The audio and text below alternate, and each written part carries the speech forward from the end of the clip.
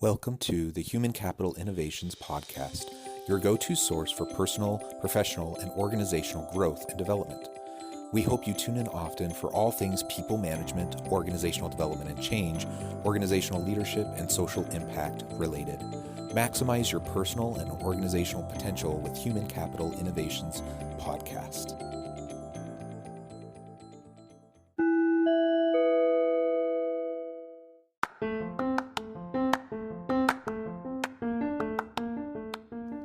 Welcome to the Human Capital Innovations Podcast.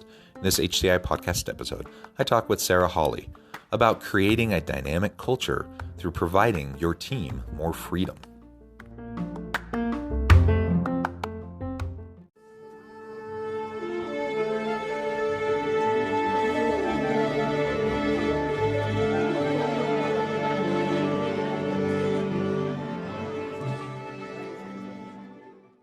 Sarah Hawley, welcome to the Human Capital Innovations Podcast.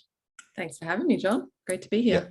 Yeah, it is a pleasure to be with you. I'm super excited to have a conversation with you today as we talk about the role of freedom within organizations and how we might go about creating a more dynamic culture through providing our teams more freedom, more autonomy, more empowerment, more ability for them to kind of dictate the terms of their own work. We're going to unpack that together. You're joining us from Texas. I'm here south of Salt Lake City in Utah, and it's just a pleasure to be with you. As we get started, I wanted to share Sarah's bio with everybody. Sarah Hawley is a serial entrepreneur and investor, having founded 8 companies since 2009. Following 3 successful multi-million-dollar exits, she's currently the founder and CEO of growmotely.com, the first global platform for sourcing, growing, and leading remote teams. She's personally fueled by a passion for challenging the status quo of how we work, conscious culture and leadership, community, diversity, and equality, and living life on one's own terms. Sarah is a professional speaker and published author, appearing on TV and writing for many popular publications. She has also held board positions with several not-for-profit organizations, including Project Gen Z, Project Futures, Entrepreneurs Organization, and the Association of Financial Advisors, and the Institute for Global Women Leaders. And I could go on and on and on. What a tremendous background and a set of accomplishments that you have. Anything else you would like to share with listeners by way of your background or context before we dive on in further to the conversation?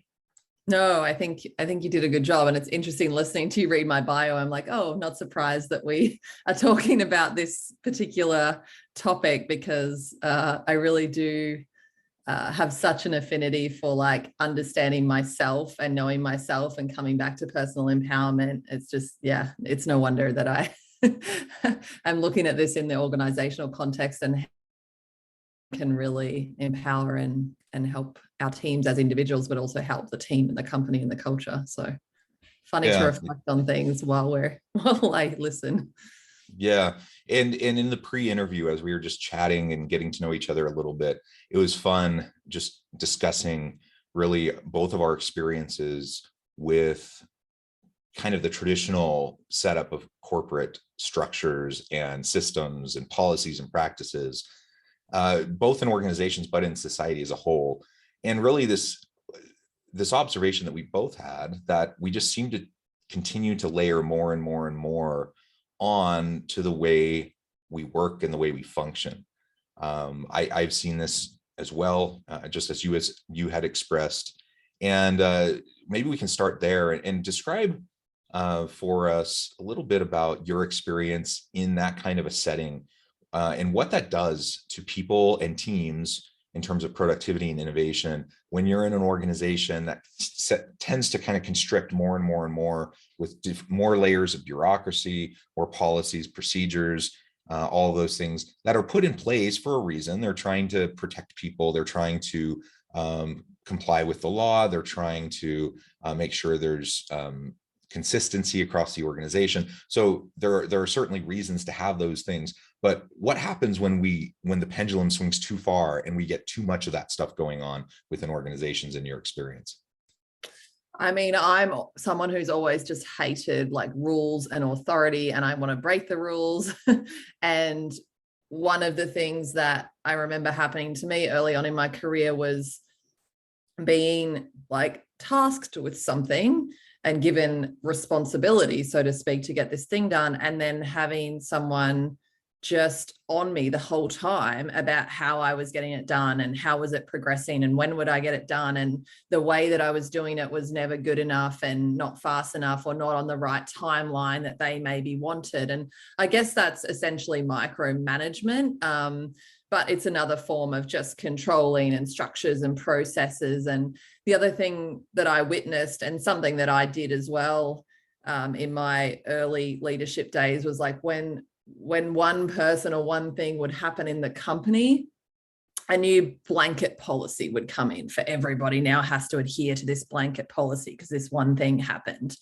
And the feeling that it would just create culturally was just this like separation and from us and the leadership or whatever, and this feeling of not really being seen or trusted or understood. And for myself, any of those kinds of experiences, whether it's micromanagement, whether it's a whole bunch of rules that I need to follow, policies, things being thrown at me left, right, and center of how I have to do things because, coming from a place really of fear and constriction and, trying to protect people or whatever the guise might be, the feeling that happened for me was just disconnection, unworthiness, resentment, definitely like a lack of engagement, and just a general feeling of not being seen, not being valued, not being understood, and not being able to just be me within the organization, I guess, because I'm basically being told from all angles that how I am innately is not enough. You have to be a certain way. And I'm really grateful on my journey as a leader that I was brave enough to start experimenting with more freedom and really have been benefiting from that over time. But it's taking me back a few years now to just think about how it used to feel, and it was horrible. Yeah, and unfortunately, I can relate to everything you just said. And I imagine most listeners can relate, either in the current organization they may find themselves in or in previous organizations. And it really is incredibly frustrating and disheartening. And I will also say, I'll couch this as charitably as I know how, and with as much kind of graciousness and generosity to the leaders of these organizations that keep piling on.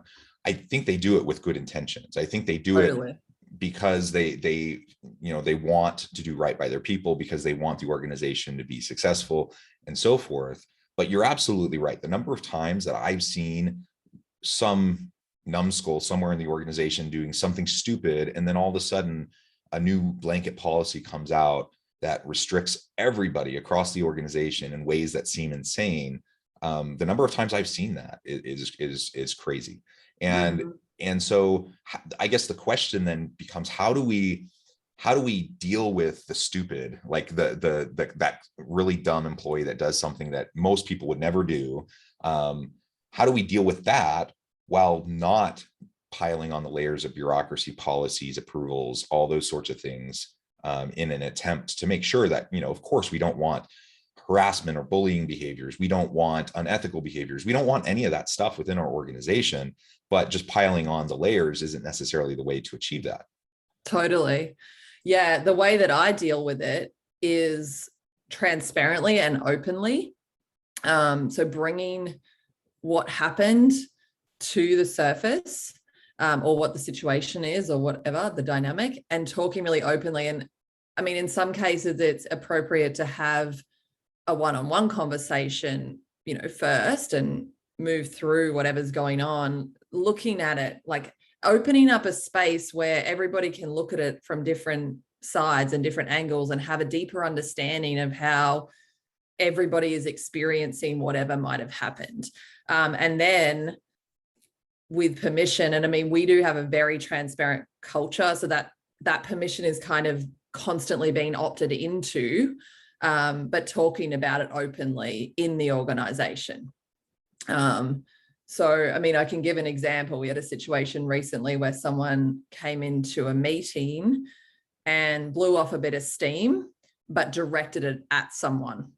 And I realized in the moment, like, oh, this person actually has a pattern where they come into meetings, blow off a bit of steam, then later apologize, And it's kind of something that I've seen over and over. And so I had a meeting with them, or a chat, I had a catch up with them, and I just said, can I offer an observation? Are you open to that? Because what happened in that meeting, it didn't go well, and it didn't go well for the person that you directed that at. And that's why we're chatting.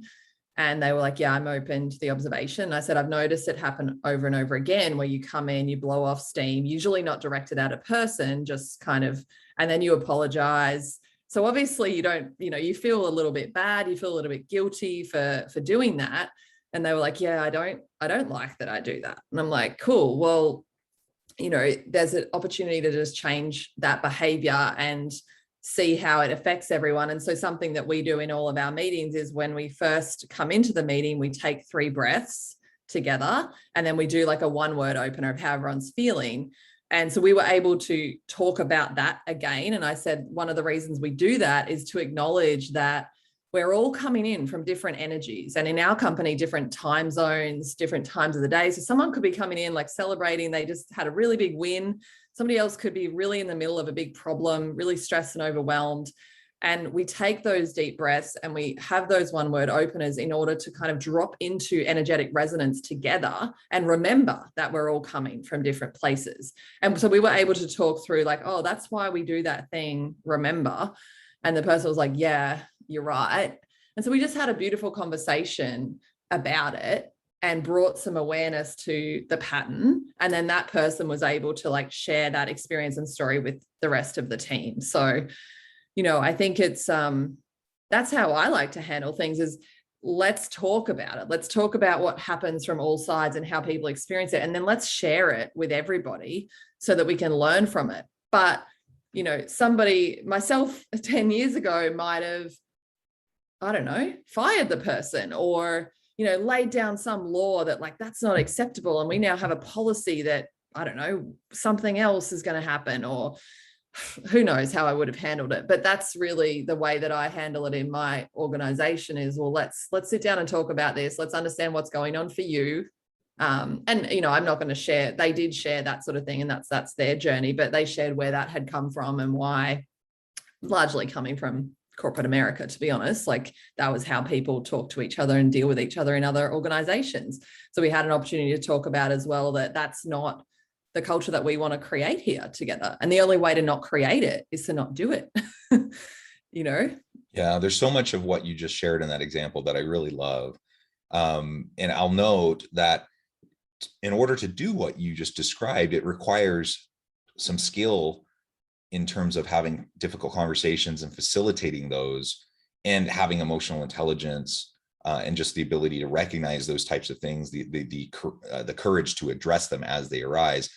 So we need a certain level of, competencies and capabilities in the leadership in our organizations, for those who are running their teams, in order for us to take that kind of an approach. And then we take more of a developmental approach, a coaching, a mentoring approach with our people. So when we see those types of things arise, instead of immediately going towards punishment or dismissal or, whatever, like it's a catalyst for a broader conversation that then can open up a broader dialogue for the team, so that we can create common norms and values, and really have that culture, that safe, psychologically safe and dynamic culture emerge that we want to have emerge. I think one of the reasons why so many organizations don't allow for that is because they don't have particularly good people in those types of leadership roles. So many times we promote people into leadership roles solely on their technical expertise, not recognizing that leadership actually takes a different skill set. So, I might be great at operations or marketing or coding or whatever, the area. And just because I'm great at that doesn't mean I'm going to be able to successfully manage a team. And so then organizations start to add on all these layers. Well, if I have all this inconsistency across the team in terms of the people who are leading these teams, and they don't really know what they're doing, okay, so we're basically going to be like the controlling parent that just has a huge long list of rules. And then the whole job of the leader becomes check box, right? Like checking off, did I do all these things that central administration or the C-suite told me I need to do, rather than actually thinking for themselves, being proactive, strategic, and developing those types of meaningful relationships with their people so they can actually deal with it in a more healthy way. I think that's why it ends up happening. And so then the question becomes, well, what can we do, especially if I'm in a large organization where we have this kind of compliance-based conformity culture where it's more fear-based, and we recognize it's not particularly healthy or useful to us, but we're worried about what will happen if we just like let everyone loose. So how do I go from kind of that super structured organization to something that does allow for more freedom, as you go down the levels of the hierarchy to various levels of leadership, and then how they run their team? Any thoughts on that?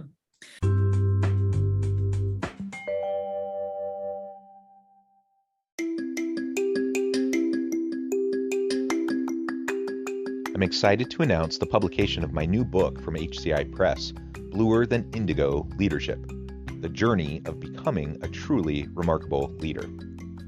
Early in my adult life, I learned about an Asian proverb that translates as bluer than indigo. If you think about the color indigo, it is a brilliant, deep, and vibrant blue, what some would call the bluest of blues. To have something that is bluer than indigo is rare and truly remarkable. Contrary to popular myth, there is no one-size-fits-all or cookie-cutter approach to effective leadership. There's no silver bullet, no secret sauce, no go-to model that will solve all of our problems. The truth is, great leaders have all had their unique strengths and flaws, and have all had to discover and then pave their own distinctive path in their life's journey to fulfill their leadership potential. Bluer Than Indigo Leadership will help you discover your own path and explore those ordinary, everyday actions that will help you respond to an uncertain future and produce extraordinary results for individuals, teams, and organizations.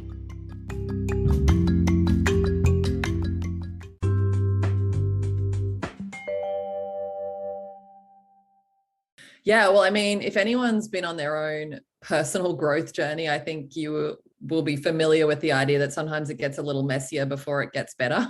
Sometimes we need to walk through and work through a little bit of muck before we kind of come out to a place where we're more stable and consistent, or what have you, with whatever that issue or trigger might be for us. I think it's thinking of that at an organizational level. While you were speaking, I was thinking, it's like, is it the chicken or the egg? Because basically, until we allow people to have freedom to get to know themselves, to sit with themselves, to take responsibility, to have the space to explore that, they can't do it. And the more that we give them rules, structures, policies, and procedures, there is no space for them to explore who they really are and how they would want to show up. And then they become reliant on those structures, right? Exactly. Yeah. So it's kind of a self-perpetuating thing. Now, I think there's two questions kind of in there. Like, if you are someone in a large organization that doesn't have the power to say, okay, we're going to evolve the culture. I mean, there's infinite choices always, but it might be to move out of that organization. Like, if it really feels out of alignment, it might be to move out. If actually it feels like your work is to stay in the organization and start to be the change that this organization can possibly be, I think that's really what I just said. It's about being the change. So rather than lamenting that and complaining that at a higher level, they're not helping us become better, like, you still have sovereign power to be a better leader within your team. And leadership, I will remind people, is not actually a title and being above people. The lowest level employee could be, lowest level in typical, I don't even like using that term, but in the typical sense, could be a leader. Like, a leadership is earned because people, there's fear-based management where, okay, that person's the boss. You have to, because the rules say it. And then there's leadership. And I think true leadership is when people look to you and say, wow, that person resonates with me. They inspire me and I feel proud of who they are. And it makes me want to be more like them. It makes me want to listen to them. It makes me want to engage with them. Anyone can do that in any area of their life, any day of the week. And so we can start to do that. And the way that we do that is through looking inward. Like, who am I? How do I evolve? And trusting that the work that we do ourselves does have a ripple effect to the people around us. And it's a leap, because we live in a world where everything is externalized, especially in the cultures of these organizations. the defining factor of these kinds of the culture of these kinds of organizations is it's everybody else's fault, blaming everybody else. Everybody is walking around the entire organization blaming everyone else. People at the top are blaming the incompetent employees. The incompetent employees are blaming the leadership or the management, I should say. And that's just like a self-perpetuating thing as well. So we have to start to be the person that doesn't blame anybody else and looks at ourselves. And then, as I say, we decide whether we can stay or whether it's time to navigate away from that organization. If, in fact, we are the leaders, the founders, the owners, and we get to actually really, truly make a decision and start to shape the future of the organization, that's very exciting. You know, entrepreneurs or people in senior leadership at companies, we get to make that decision. And I think going into it knowing it is going to be messy, and some people might leave because some people may not be able to evolve with us. And I am going to have to evolve as the leader, because I can't just, once again, externalize and say everybody else needs to develop all this emotional intelligence. Like, I hate to say that if you are the leader of an organization that has this shitty culture, you created it. That's right. or at least you perpetuated it. Exactly. Right? I mean, it's a group effort, Yeah. but you've allowed it, you've enabled it, and you've probably charged it to some degree or another. And so once again, it comes with doing inner work, looking at ourselves, showing up differently every day, and knowing that it will be a journey, but investing in that journey over the long term and looking at where are we going to be in a couple of years from now if we go on this path of creating a really empowered, trusted, sovereign workforce. I really, really like that. And I think perhaps it's useful to think of this, you know, on the one hand, we have this big macro level view of a big entire organization. And if we have a big complex organization, we do need to think about it from that level. But for anyone who's listening, thinking that sounds great, this is all really great, kind of pie in the sky, abstract theory, but how do I actually apply it? I would say what you just said is not really any different than how I would go about managing my small team. So if I'm not in the C-suite, but I'm a leader over, say, a team of 6 people. Exactly. Yeah. I'm not going to be micromanaging them, right? If I do, I'm not a good leader. I'm just a micromanager, and I'm going to thwart their creativity and their innovation and their productivity. They're not going to be happy, etc. Right? I think everyone knows that. Nobody likes a micromanager. And so then we think, well, how do we empower our people on our team? It can't happen immediately. You have to develop trust over time. How do you develop that trust? Mutual accountability, and having regular check-ins and having conversations and performance discussions and those sorts of things, and then providing the support, giving them a little bit of freedom, seeing what they do with it, and then having a conversation, and then building the trust so you can give them more leeway, more freedom, more autonomy. And there is a process of allowing people to fail and make mistakes and have to clean up their own messes.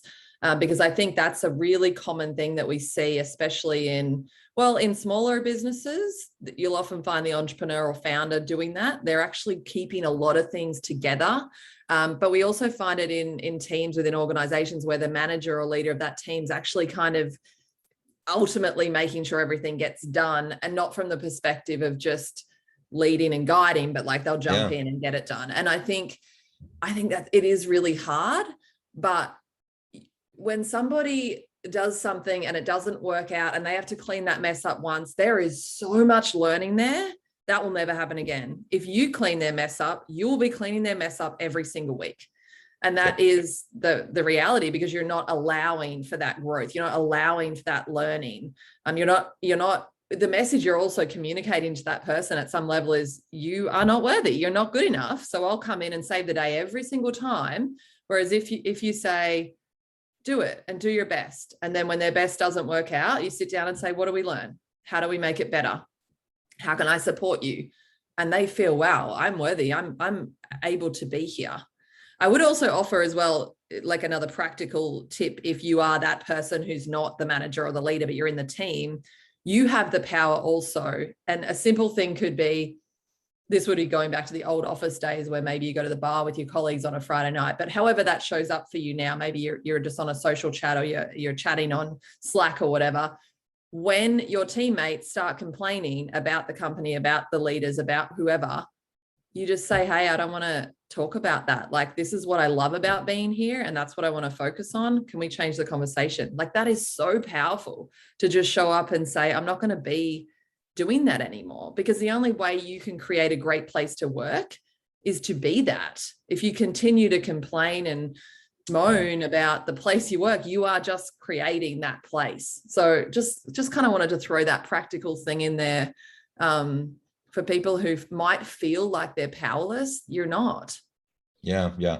And again, remember that it's really not, and it's the same set of processes and approaches that we might take with a small team, as it would be if we're in an executive role. So we can create the culture within our small team. Even if the corporate culture kind of sucks within our little unit, we have the stewardship there, and we have the ability to influence that. If I'm in an executive role, I have an opportunity to influence more of the organization, of course, but it's essentially the same elements. And we need to start now, because like you said, just because a sick culture, an unhealthy culture exists, it doesn't mean that necessarily you're the one responsible for it. But if you don't do anything to disrupt it, then you're part of the problem. You're perpetuating it, and you're helping to sustain it. And so let's start today by acknowledging the problem, setting a path forward where we can start to create more of a healthy, dynamic environment and culture, and just empower people, give people more freedom, trust them more, have more conversations with them around coaching and development. And people tend to thrive. Not everyone will. And some people, like you said, will self-select out of that kind of an environment, but most people will appreciate it. They'll be more engaged, they'll be more productive, they'll be more innovative. And that's what's going to drive a healthy organization. And there really is no downside. I mean, at worst, you evolve as a person and learn how to handle yourself in a really challenging environment. At a level above that, your team starts to really thrive, and at least you and your team are having a great time every day. And then what's actually possible? That team, you as a leader, and that team could influence the entire organization, which could have a flow-on effect to customers and the world around you. Like, there's really no downside. And I guess the absolute downside, the worst that could happen, is you get fired or something because for whatever reason you're just too different. That's actually a positive, because then you are free to go find a home that is, more deserving of your light. So I don't really think there's any downside of making a decision to want to show up in society, in the culture of our organization, in our relationships, as somebody who is a proponent for positive evolution. I love it. Well, Sarah, it has been a pleasure. I note the time. I need to let you go here in just a moment. But before we close, I wanted to give you a chance to share with listeners how they can get connected with you and find out more about your work, your team, and then give us a final word on the topic for today. Well, that was like a super cool discussion. So thank you so much for having me, John. I feel like I can talk about freedom and empowerment forever. And I will just share that, I've been on this journey with my team over the last, probably since about 2016, I feel like, just really peeling back all of the layers and giving people more and more autonomy, freedom, empowerment, to the point now where really we're a bunch of people who come together and work on Growmotely and with Growmotely and at Growmotely, but everybody is very much trusted and empowered to do it in the best way possible for them. And it's very, very enjoyable and expansive and wonderful. So I just did want to share my own experience. I wrote about it in my book, Conscious Leadership, about my own journey from being a leader who was not very good at leadership and had a lot of policies and procedures to where I'm at now. So if anyone is interested in, really my actual journey and what I've done along the way, grab that book. But yeah, come and visit us at growmotely.com. We would love to welcome you into our ecosystem if this resonates with you. And I have a newsletter that I write, Rise, which is my thought leadership piece. So feel free to sign up for that and hear from me directly. And I do read and reply to any responses I get. So if you feel called to anything that I write, then definitely say hi. Tell me what you think. Wonderful. Thank you so much, Sarah. It's been a real pleasure. I encourage listeners to reach out, get connected, find out more about what Sarah and her team can do for you. And as always, I hope everyone can stay healthy and safe, that you can find meaning and purpose at work each and every week. And I hope you have a great day.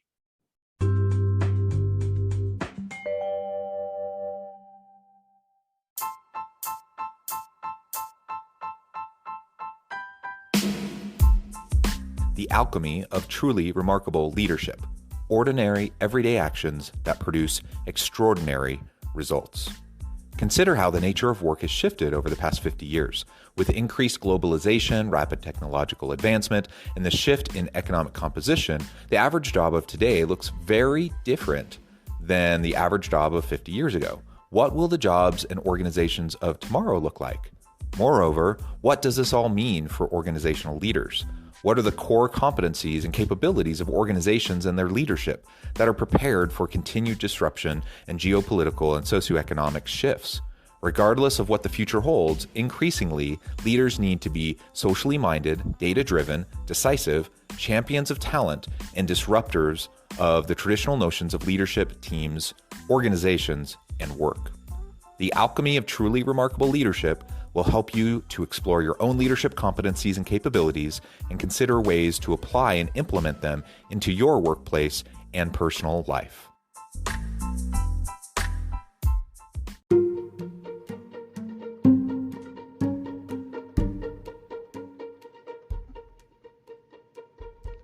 Check out Human Capital Innovations magazine, Human Capital Leadership.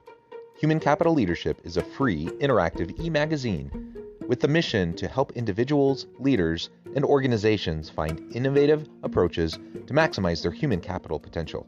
We publish issues quarterly in August, November, February, and May.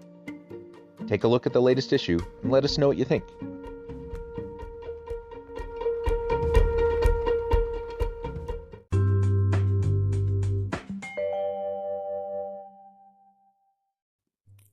Thanks again for joining us for this episode of the Human Capital Innovations Podcast.